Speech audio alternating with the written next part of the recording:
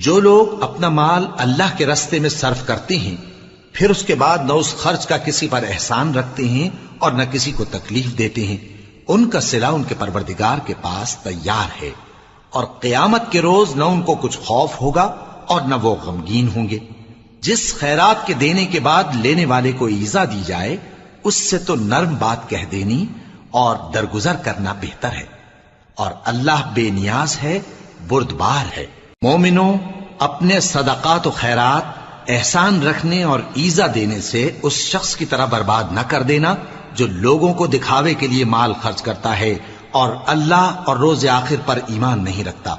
तो उसके माल की मिसाल उस चट्टान की सी है जिस पर थोड़ी सी मिट्टी पड़ी हो और उस पर जोर का मेंह बरस कर उसे साफ कर डाले।